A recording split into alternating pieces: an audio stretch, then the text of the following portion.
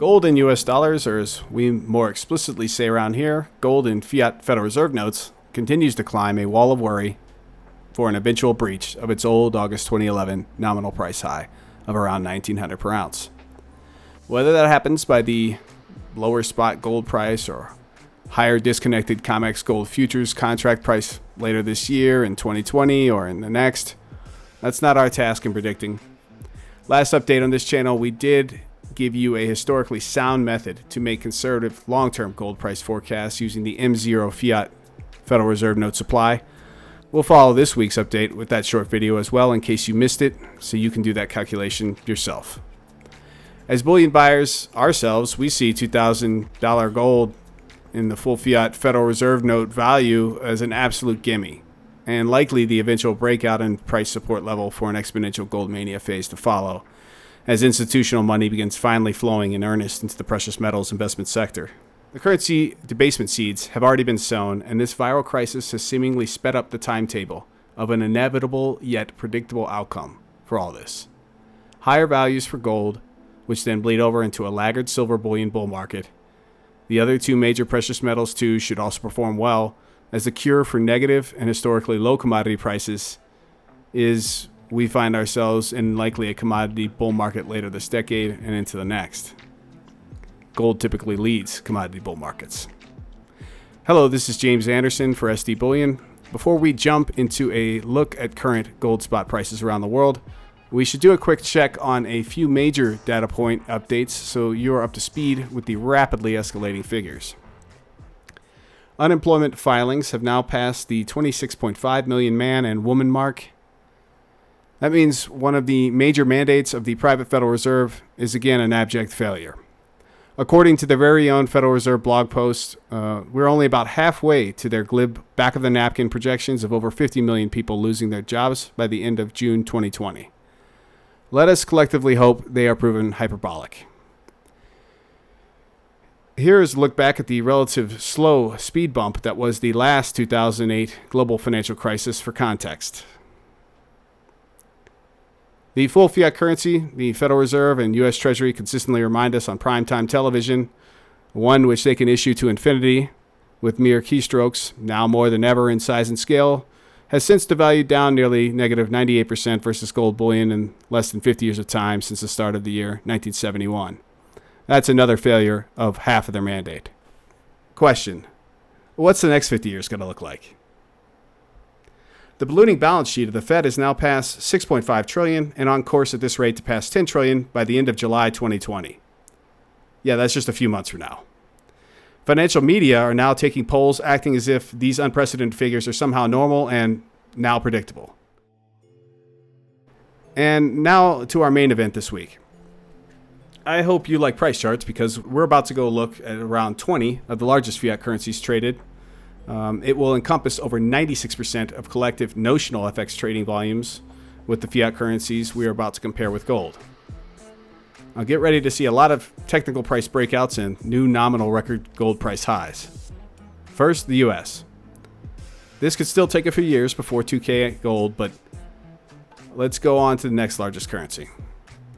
The euro, which has lost over 85% of its value to gold since formally forming its currency union about 2 decades ago. The gold price there has broken out, and the EU banking system is still a mess, looking for the next crisis. Japanese yen, a country that has zombified its financial market for now 3 decades running, is now near its all-time nominal gold price high, stretching all the way back to 1980. When gold in Japanese yen clears 200,000, it's going to be interesting to see the energy it lets off after a 40-year cup formation we see here. Gold in British pounds. They decoupled formally in the Great Depression, and the British pound sterling, which was once defined as 12 troy ounces of silver, it's been consistently devaluing versus gold ever since the Great Depression. New highs and a breakout ongoing. Gold in Aussie dollars is on a complete tear of late. A side note from financial Twitter today, a Bloomberg reporter using a chart that tells less than half the story. Then I kindly reminded her that in fiat Australian dollars, the flows into gold bullion there are a reminder of something that we will likely be seeing here soon enough. As you can see by the chart, you're talking almost 2x flows currently going into Perth Mint gold bullion products versus back in 2013. Our Canadian neighbors up north, breakout. Good luck with your housing bubble burst and your resource-backed fiat currency. Swiss franc appears to have just broken out. The last of the gold-backed currencies, I think it decoupled from gold in mid-70s, it's about to see its gold price explode higher.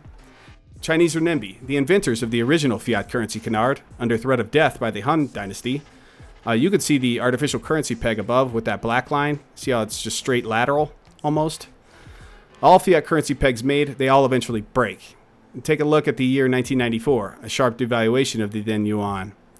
There is now a very real possibility we'll see something akin to that in China on a much larger scale pretty soon. Gold is set to explode there. Hong Kong, similar story. Notice the artificial peg? See the cup U-shape forming? Think Hong Kong fiat dollar devaluation at some point sooner than later. Gold in New Zealand fiat dollars, breakout. Swedish krona, same. South Korean fiat won, new record high. Singapore fiat dollars, meet a new record gold price for your foreseeable future. Norwegian kroner, much in large part of late thanks to record low and even front month negative oil prices, given that there's almost no oil storage left at normal prices. Their currency is going to get blown out by gold, likely further ahead. Mexican peso, hasta la vista. Gold and Indian rupee, blast off. Indian investors should look to silver for better value bullion bets. The issue, again, with India is often people scoff at silver, thinking it's poor people's way of showing off their wealth. When anyone who could sniff value, look at the Indian rupee gold chart versus the Indian rupee silver chart, they should bet on silver. Gold stacking Russian Federation, that policy's paid off for their low debt loading government. But what to do about these historically low oil prices? That's another matter. Expect the ruble to keep losing to gold. South African rand, straight up exponential blowout. Turkish lira, any wonder why Turkish citizens buy so much gold? That picture's a 2-decade reference. And finally, Brasileiros, another extreme blowout as gold in Brazil is doing its job, protecting people's purchasing power as their fiat currency devalues heavily. And back to the US. With these charts, I am politely suggesting to you, dear reader, what goes around comes around. Fiat Federal Reserve notes strength in the last 5 years or so. It's going to one day give away to weakness. Consider by then you'll want to have an aggressive yet prudent bullion position for the remainder of this decade and possibly into the next. I'll leave a link in the show notes below where you can see data spanning from 1968 all the way to 2017 that proves prudent bullion positioning while living under a full fiat currency monetary regime is not merely common sense, it's empirically proven by math. Share this video and even that article link with those on the bullion fence, and have yourselves, viewers, a very nice day.